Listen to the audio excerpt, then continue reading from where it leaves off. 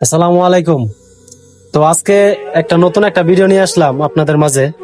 তো আমার এক ভাই গত 3 বছর বিদেশ করার পরে বাড়িতে যাবে। তো তার কাছ থেকে আজকে শুনবো তার অনুভূতিটা কেমন, বাড়িতে যে যাইতেছে সে। তো ভাই, আপনি যে বাড়িতে যাইতেছেন, আপনার অনুভূতিটা কেমন?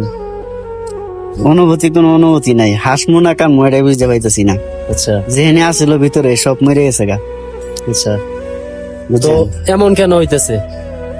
আশা ছিল অনেক কিছু নিয়ে যাওয়ার, বুঝছেন, আচ্ছা। সব ফ্যামিলির জন্য অনেক কিছু কেনাকাটার আশা ছিল, কিন্তু এটা কোম্পানি একেবারে বন্ধ করে দিল। তো এখনো কি আপনি কি মানে বাড়িতে যে কোনো যাবেন সামানই সামান কিনতে কিনতে পারেন নাই? যে 2 দিন পরে যে ফ্লাইট আমার, হ্যাঁ। কোনো সামানই কিনতে পারে নাই। কইছি 1000 রিয়াল দিয়ে সামান কিনে কিছু, তারা বলছে কেশটে আনাই। আচ্ছা। না 5 মাসের যে 6 মাসের যে বেতন আটকা, এখন এটা দিব কিনা এটাই তো শিওর নাই। যাইতে হবে খালি হাতে, খালি টিকিটটা যদি দিল কোম্পানি এটাই বেশি।